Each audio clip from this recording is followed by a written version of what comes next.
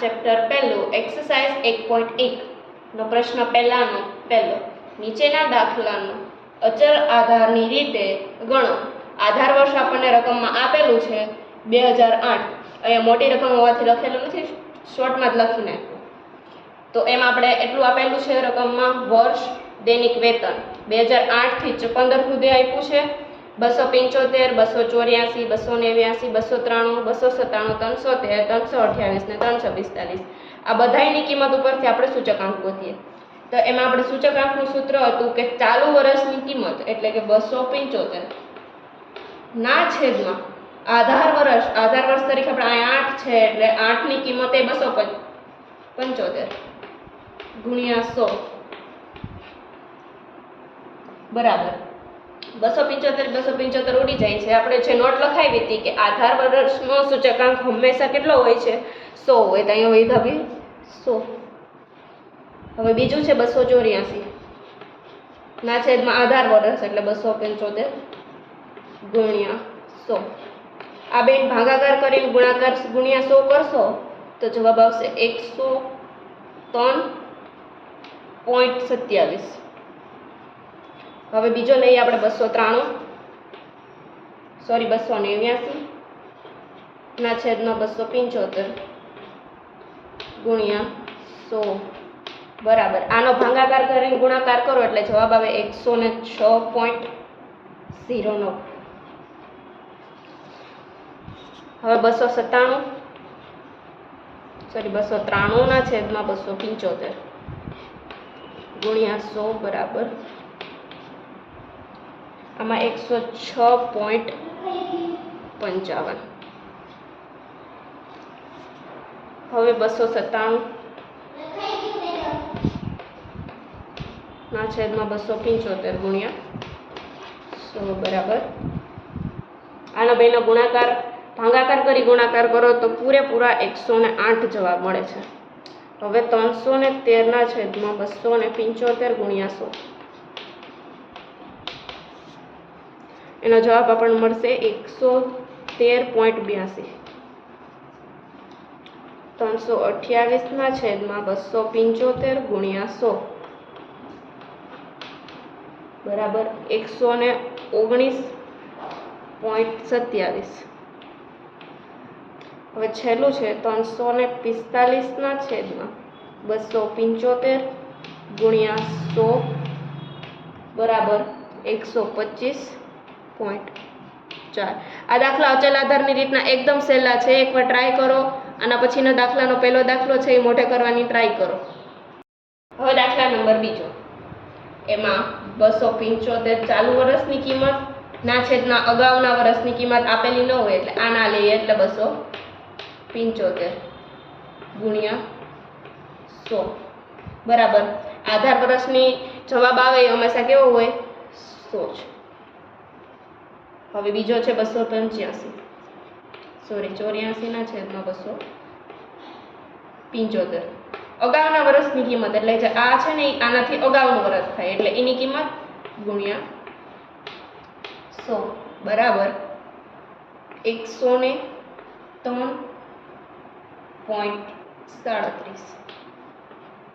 હવે 289 ના છેદમાં આમાં આપણે 275 નહીં, આપણે આમાં 284 લેશું ગુણ્યા 100 બરાબર 101.76. હવે 293 લઈ લઈએ. એમાં અગાઉની વર્ષની કિંમત એટલે 289 એને ગુણ્યા 100 બરાબર 101.38. 297 એની આધાર આગળના વર્ષની કિંમત એટલે 293 એને ગુણ્યા 100 બરાબર 101.37. હવે લઈએ આપણે 313 ના છેદમાં 297 ગુણ્યા 100 બરાબર 105.99. તમે આ દાખલા કેલ્ક્યુલેટરમાં કરો તો આ જ જવાબ આવે છે. હવે આવશે 328 ના છેદમાં 313 ગુણ્યા 100 બરાબર આવશે 104.79. આપણે પોઈન્ટ પછીની બે રકમ લેવાની છે. હવે 345 ના છેદમાં એના આગલા વર્ષની કિંમત એટલે 328 ને ગુણ્યા 100 બરાબર આવશે આપણે 105.18. અને પછીનો દાખલો પણ આના જેવો જ છે. આ પહેલાનો પેટો બીજો છે, બીજામાં પણ પેટો બીજો આના જેવો જ છે. જેને જવાબ આવી જાય એ કોમેન્ટમાં જણાવજો કે શું જવાબ આવે છે. હવે દાખલા નંબર 1 નો ત્રીજો. નીચેનો દાખલો અચલ આધારની રીતે ગણવાનો છે. આપણે ગણી ચૂક્યા છે, પણ આમાં આધાર વર્ષની રીતે 3 આધાર વર્ષ આપ્યા છે, 3 વર્ષ આપ્યા છે, 2011, 2012 ને 2013. તેમાં થોડી ગણતરી થશે. એ ગણતરી કરીએ આપણે. લખવાનું આધાર વર્ષની કિંમત. આપણે આમાં જેવી રીતના સરેરાશ મેળવતા હતા એવી જ રીતના મેળવવાનું છે. કેટલા વર્ષ છે તો કે 2011 એને પ્લસ 2012ની કિંમત, એને પ્લસ 2013 એના છેદમાં કેટલી સંખ્યા છે તો કે 1, 2 અને 3. તો છેદમાં કેટલા લેવાના? સરેરાશ 3. તો 2011ની કિંમત છે 293, 2012ની છે 297 અને 2013ની છે 313 ના છેદમાં 3. આનો પ્લસ કરો ને તો આવશે 903, એને ભાગ્યા 3 એટલે આપણો જવાબ થશે 301. એટલે આપણે આધાર વર્ષ રૂપે કયો લેવાનો છે તો કે આધાર વર્ષ.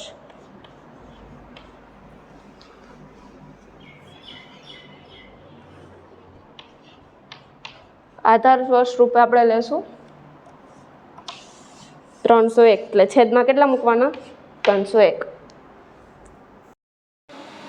હવે આપણે આગળ ગણતરી કરીએ અચલ આધારના સૂચકાંકની. તો 2008ની સામે 2075 એટલે 2075 એના છેદમાં આપણે જે મળ્યું હતું આપણે આધાર વર્ષ ગોત્યું હતું 301 એને ગુણ્યા 100 એટલે જવાબ મળશે આપણને 91.36. હવે 284 છેદમાં 301 ગુણ્યા 100 બરાબર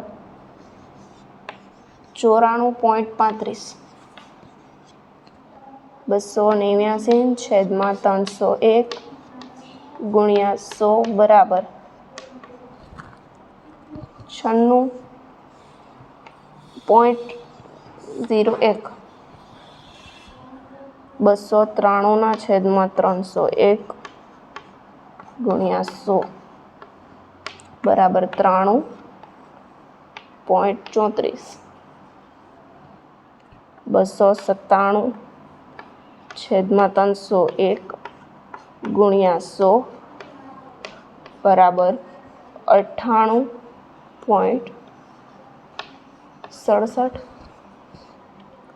313 ના છેદમાં 301 ગુણ્યા 100